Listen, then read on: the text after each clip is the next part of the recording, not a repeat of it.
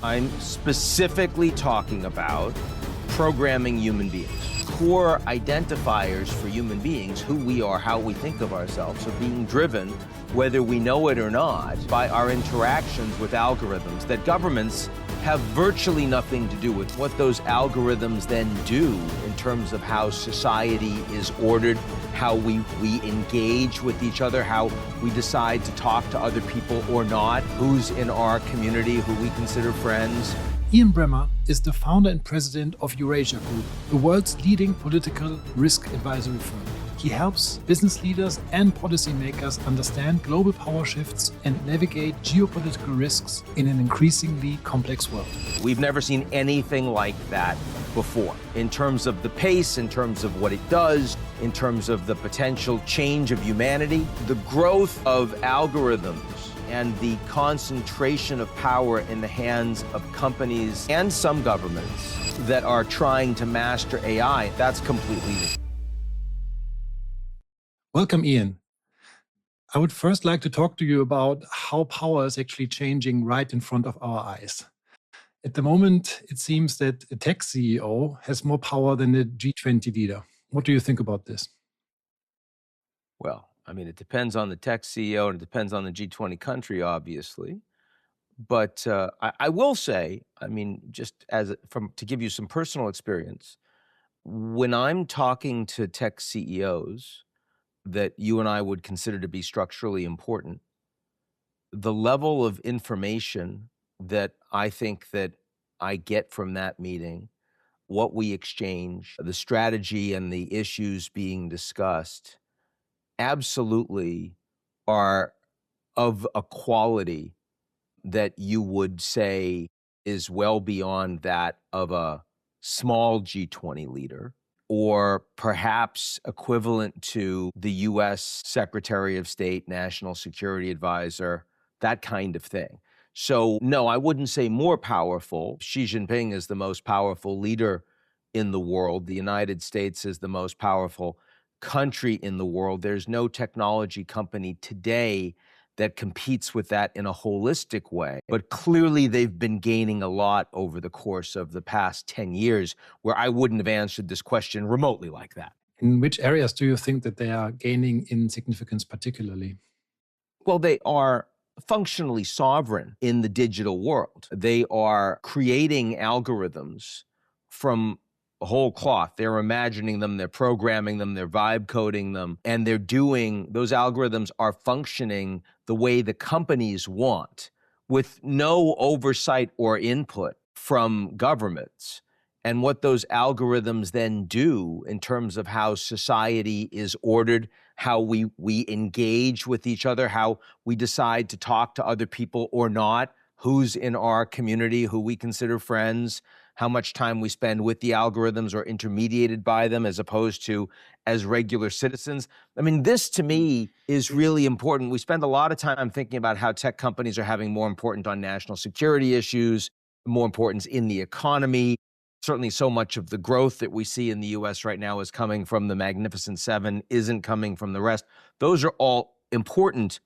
But as citizens, right, how much influence, real influence, does our government have to our identity and our preferencing and who we are and what we do, to the tech companies that are increasingly programming us with their own business models as a driver? I think that's a place that is really being fundamentally disrupted right now in ways that I think we aren't spending a lot of time thinking about yet, and that will determine how will be a core ordering principle for power on the global stage. But you could also argue that companies have always controlled infrastructure that states depended on. At the moment, we see, as you say, this particularly around AI, social media, maybe also space with SpaceX.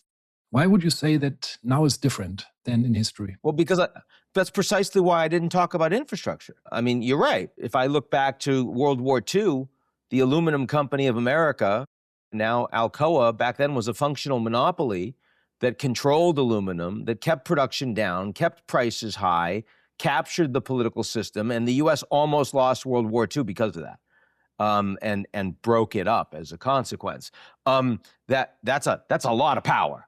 That's a lot of power. That's not what I'm talking about. I'm specifically talking about programming human beings, which, I mean, governments like to think that there are certain values that ascribe to a nation, certain things that are intrinsic to your constitution or your laws and your founding principles that make an individual country different from another, that people think of themselves as Americans or Germans and Japanese, and that somehow is meant to be some fundamental identifier, even though it's completely random where you happen to be born. At least, if borders are relatively open, you can have some choice around that.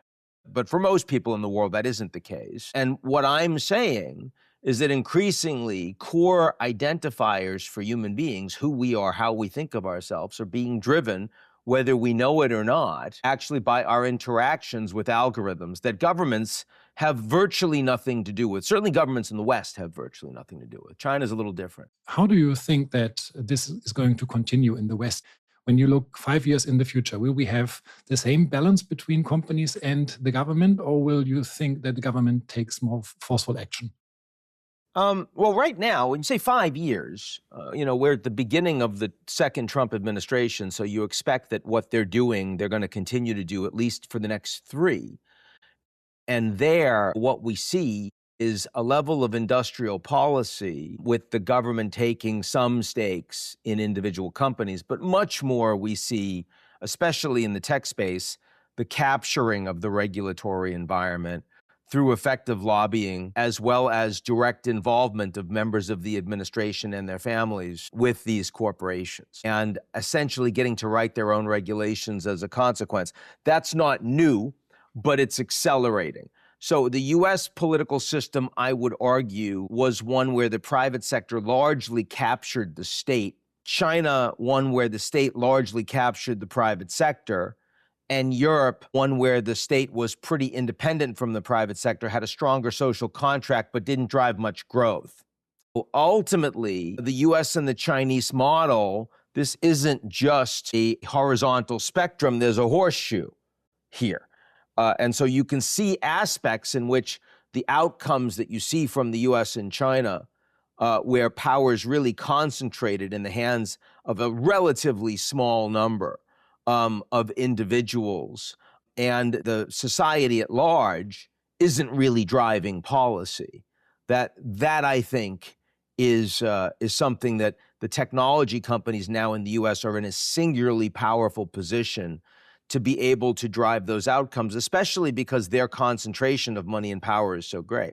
So you talked about concentration of money and power. You also talked about the opportunity of these companies to actually, manipulate a little bit what we think, what we see, how these algorithms affect our thinking. So do you think that this is the most fundamental change in the way that we see power today, or are there other dimensions at play as well? I think it's the most fast-moving. It's the one that's going to be most consequential.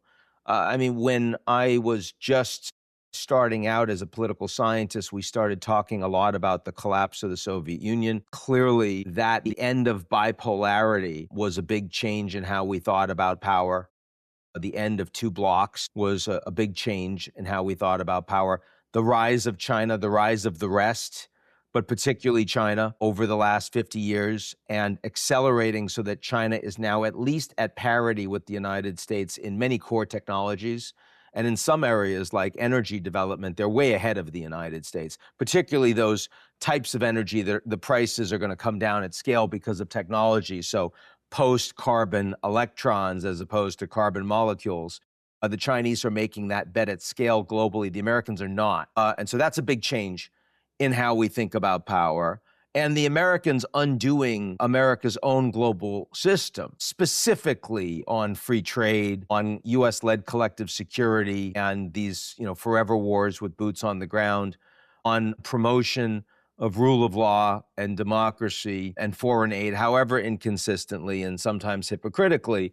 The fact that the United States is now decisively rejecting that, that's a big change in how we think about power. And a lot of countries around the world don't see the United States as reliable the way they did to a much greater degree even a year ago, and certainly 10 years ago. So all of those things are changes in how we think about power, but they are much more traditional changes. They're things that, any number of policy leaders and thinkers could have written about in the 19th century, right?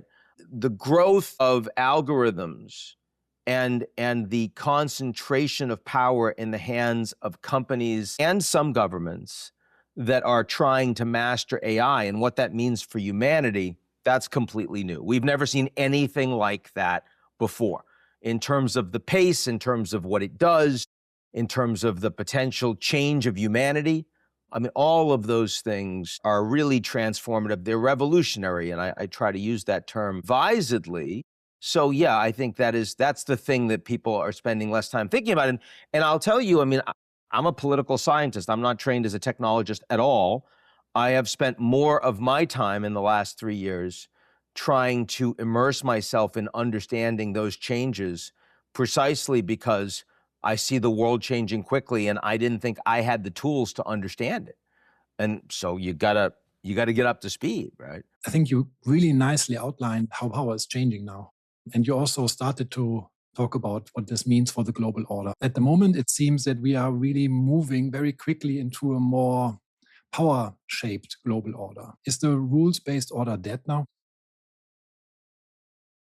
Stephen Miller, the White House Deputy Chief of Staff, came out last week and said it's always been like that. It's always been about power. And as far as it goes, that's correct. The United States, has been the most powerful country in the world for a while now, and therefore it has outsized capacity to shape the global order. But how that power is deployed in service of what the U.S. believes the global order is useful for, how long-term or short-term, how geographically constrained or expansive, how focused on the military or the economy, and with what outcomes in mind, those things change very dramatically. So yes, the U.S. has been the most powerful country for the last 25 years, but 10 years ago, American power was in service of a stronger Europe, that the U.S. thought a stronger Europe, a stronger EU was good for the U.S., in servicing also of containing China. This administration no longer believes that. This administration supported Brexit. This administration thinks that a more divided Europe is better for the United States because the U.S. can get more of what it wants by having direct bilateral hub and spoke relations with much, much weaker countries. And this government has no interest in alignment of political or economic systems, of whether a government is opened or closed, whether it's a liberal democracy or a dictatorship. Right? I mean, just that those things aren't consequential. So what power is deployed in service of really matters. Now, it is certainly true that the world is now moving more into what I wrote about in 2012, a G0 world, a world without global leadership. And that means much more instability, uncertainty, and chaos, and much more of a law of the jungle. Now, the Stephen Miller argues that because the U.S. is the most powerful country, it will be most successful in the law of the jungle. That's clearly false, because while the United States is the most powerful country, as I said at the beginning of this conversation, Trump is not the most powerful leader. You know why not? Because Xi Jinping doesn't have midterm elections. You know why not? Because he doesn't have term limits. You know why not? Because he doesn't have any constraints from an independent judiciary or professional military that doesn't report to him. And so Trump may lead the most powerful country in the world, but it does not march to his tune the way that China marches to Xi Jinping's, or Russia marches to Putin's, or even Mexico marches to AMLO. It's AMLO and now Claudia Sheinbaum. And Mexico is a democracy, but it's basically run by one party with a constitutional majority, and the judiciary is much more politicized. India, Narendra Modi, increasingly feels also like a single-party democracy. So in that way, the United States is not well structured to benefit from the law of the jungle. And long term, if the U.S. continues to try to engage in creative destruction with a global order that it was the principal founder of, ultimately, I believe that the Chinese government and a series of individual technology companies will be the principal beneficiaries. Would you go so far to say that the current policy is actually weakening the US vis-a-vis China? I would go so far as to say that there is a clear difference between weaker countries with weaker leaders that are FAFO, F around and find out, and countries that are strong with strong leaders that are taco, Trump always chickens out. And on the FAFO end of the spectrum is Venezuela and Maduro, but is also a lot of Europeans. And the Danes are finding that out in ways they don't like. Mexico. On the taco end of the spectrum, first and foremost is China. Russia is clearly on the taco end of the spectrum. Ukraine is not. They're on the other side. And some of the Gulf states as well.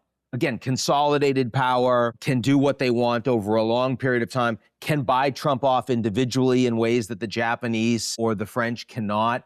All of those things matter. So because China is strongest in the taco side of this spectrum, and Trump didn't know that. Trump believed when he imposed a functional trade boycott on the Chinese on Liberation Day that China would need to capitulate. Their economy wasn't doing very well, massively indebted, a bunch of provinces that were in receivership, very low consumer spend, all of those things he believed would lead the Chinese to accept American dominance and give Trump big wins. And that's not what happened at all. Actually, the Chinese retaliated and showed that they had the ability to shut down big pieces of the US economy through their supply chain and reprocessing for critical minerals and rare earths. And so Trump had to back down. And so now Trump talks about a G2 after he met with Xi Jinping in Busan. He basically said, look, this is a G2. He afforded them peer status, which is the ultimate taco identifier, which he would not have done with the EU, for example. He would not have done with the Canadians, for example. So I do think it's clear the Chinese are in a much stronger position, given Trump's decision to move towards a law of the jungle G0 world. I think that benefits the Chinese more in the long term than the short term. But in the short term, they're much more capable of resisting Trump's unilateralism than any other country in the world. And I think it is illustrative that when Stephen Miller spoke about how it's always been about power and this is the way it works, and it was a very chest-thumping kind of narrative, he didn't mention China. And, you understand why he didn't, because it's a very good example of exactly what he's saying, but it doesn't play well to the US nationalism and jingoism that he really wants to drive. So you also mentioned India quickly. Do you think that India is a swing power, or do you think of India as a potential architect for a different global order, maybe a more cooperative global order? Right now, they're more of a swing power. I think that, militarily, the Americans are still pretty much dominant in most parts of the world. And when they're not, it's the Chinese, and to a degree, the Russians, but more the Chinese. And that is growing, and India is going to have a hard time, competing in that environment. Economically, the world is already more functionally multipolar in a way that, again, it's not in the security side. And India is an emerging pole, and certainly their efforts to improve their trade relations with the EU and Australia, and they already have a great relationship with Japan, and they've stabilized their relations with China to a degree. I think that has facilitated their eventual emergence as a pole economically, but that's only one component of power. And in the AI and technology space, India is a really interesting place to invest with cheap, capable labor, but it is nowhere close to what the US and the Chinese are driving right now with very different models. So no, I would say we're still not quite there, but India is now an interesting story. Like, it's in the conversation.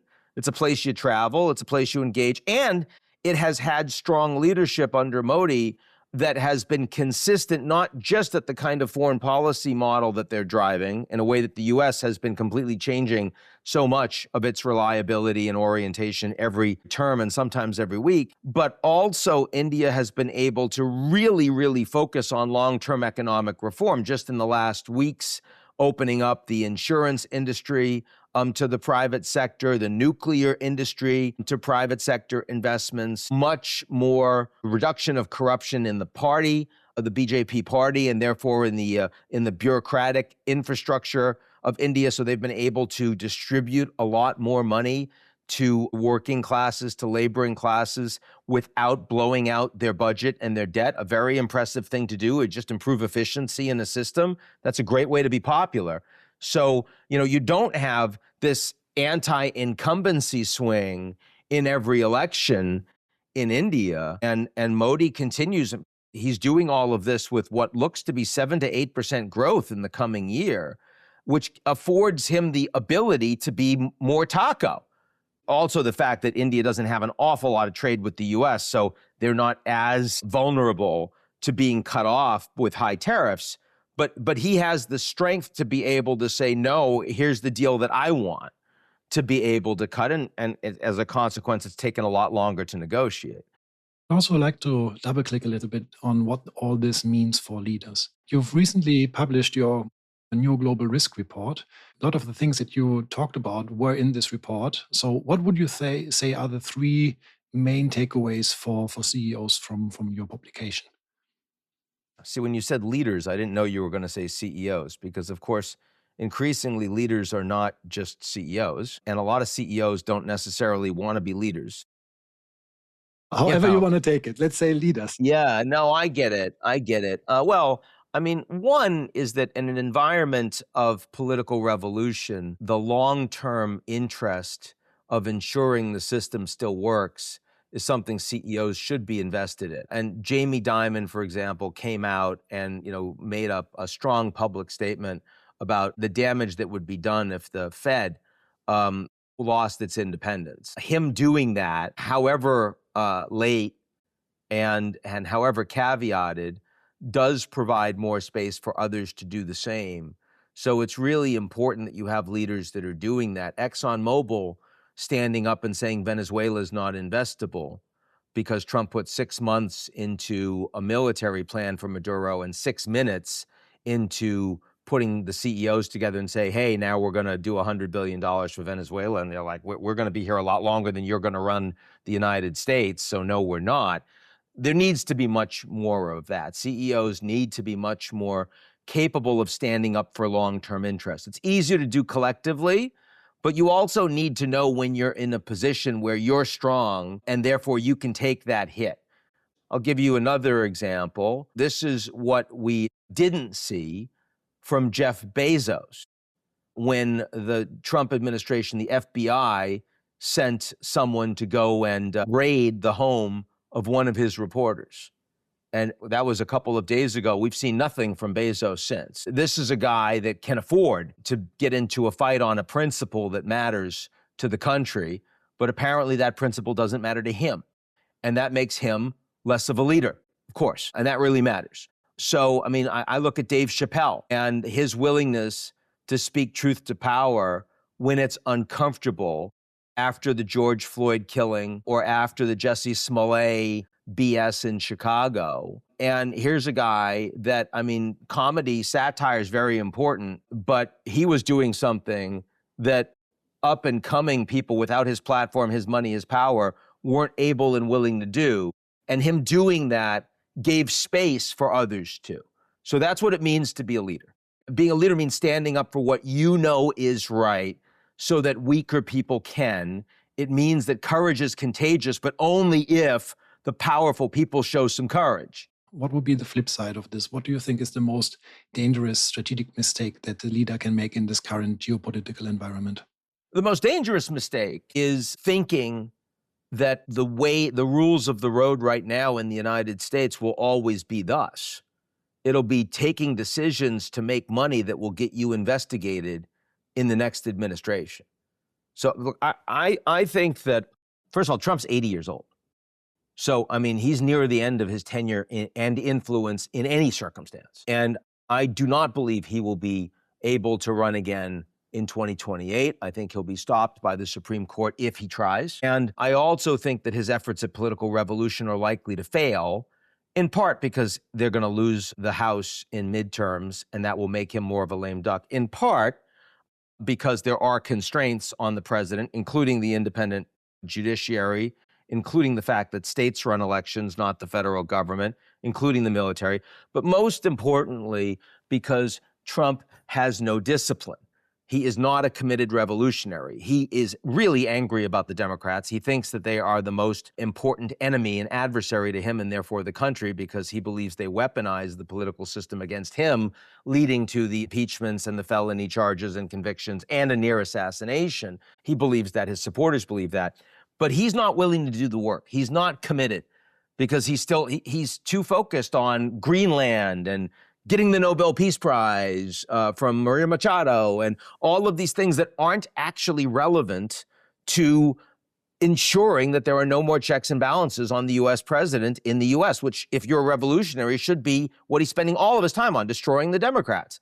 And that's why, you saw that Yarvin, this academic that has been very supportive of Trump, but is really a true believer in a single party and a monarchy, has broken from Trump because he's like, well, this guy isn't getting it done. And that's why Steve Bannon refers to Trump as an imperfect vessel. So I would be very careful against making the big short-term bet on a president that leads to kleptocratic decisions that don't stand up to rule of law, that will ultimately come back and bite you in the ass. You should not be taking decisions that you will regret on your deathbed, that you will regret with your kids, that will actually get you in serious trouble. I mean, it's one thing not to be courageous.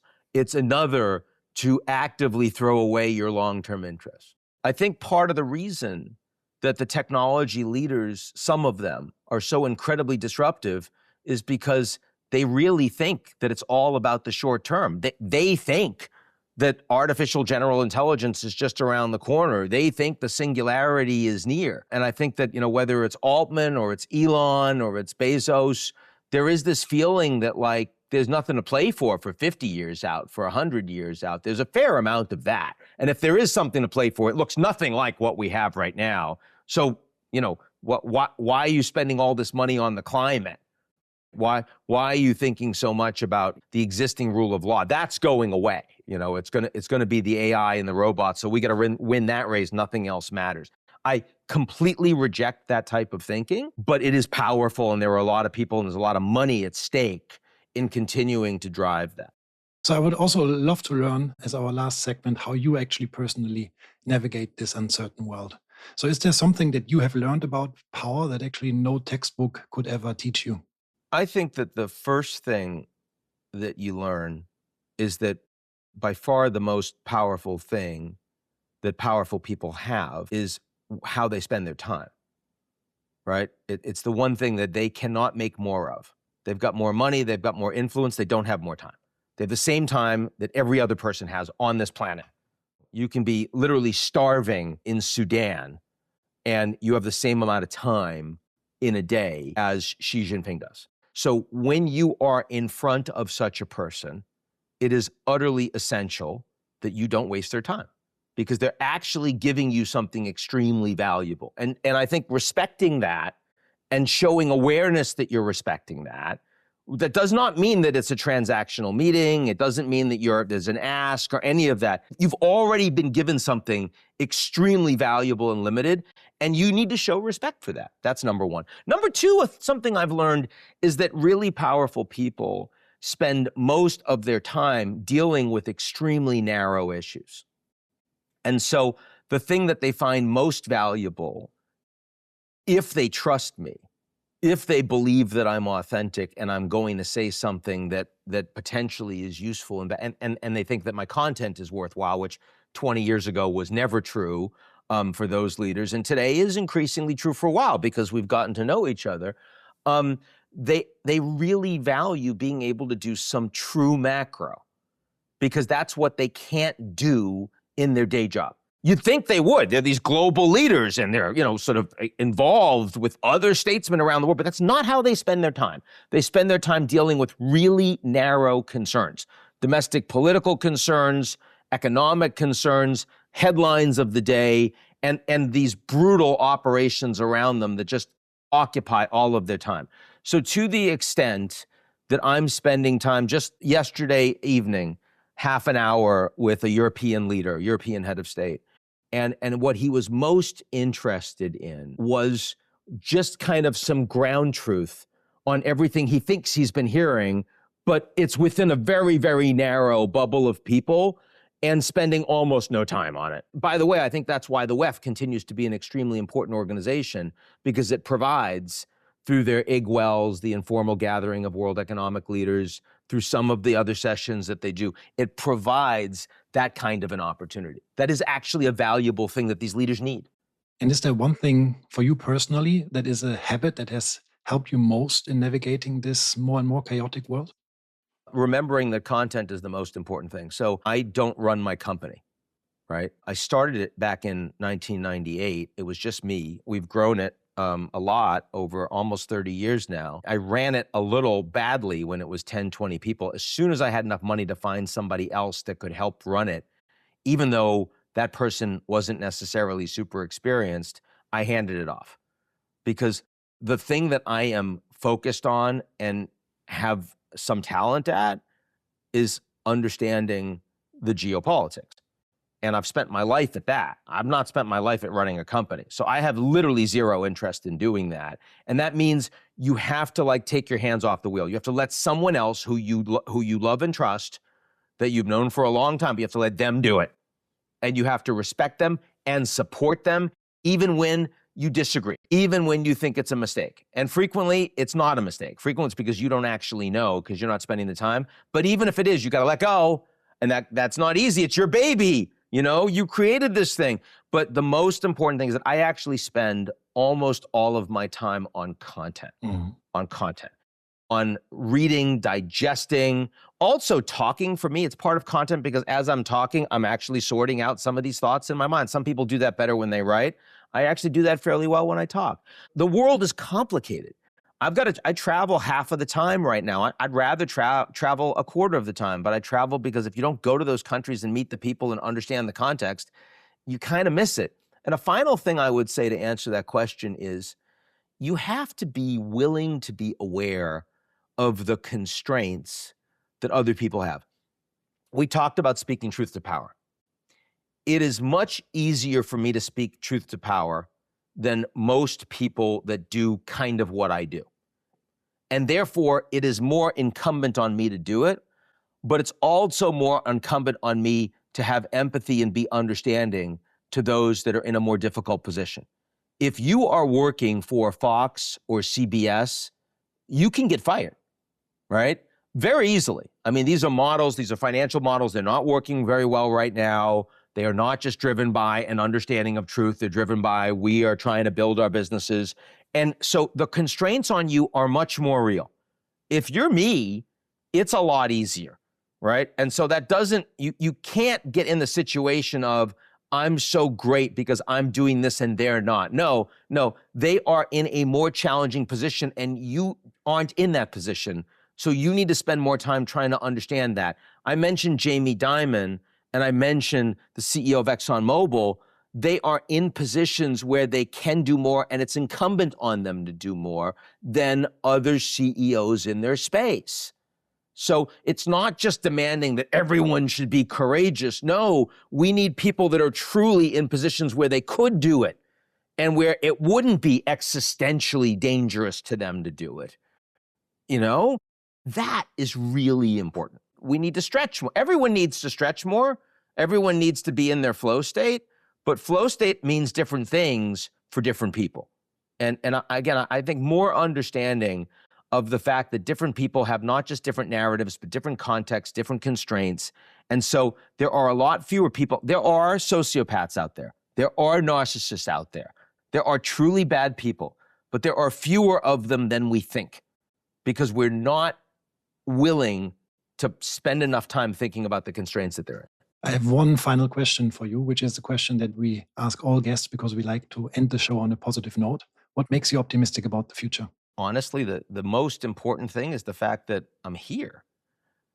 It's kind of existential, but how do we not just wonder at the fact that we exist and we have consciousness? It's not like we did anything we have no idea where it comes from. It's completely mystical. I mean, I'm a Catholic, but I mean, again, that's random. I could be Buddhist. I happen to be born Catholic, so that's what I am. But none of it provides the answer for the most extraordinary thing, which is that we've been given this incredible gift of time. We've been given a gift of time, and how, if you're wasting that gift, I don't pretend that I use it optimally. I'm sure there are things I could do better. I don't know what I'm going to be reincarnated as. Maybe it's a slug. I don't know that I'm necessarily moving towards ultimate consciousness. But I do know that when I think about it, and I try to think about it a lot, I'm appreciative.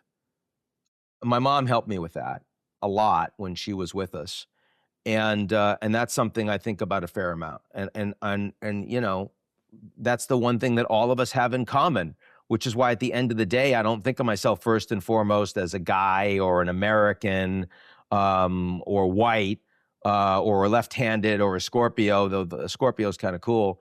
I think of myself more principally as kind of connected with my fellow human beings. And, we all should be appreciative as fellow human beings. It's kind of the thing we have that we don't deserve. That's kind of cool. Very true. Ian, thank you so much for joining us on What's Next and for showing us how much power is changing right in front of our eyes and what this means for decision makers and the road ahead. Thank you so much. Happy to join you, Philip.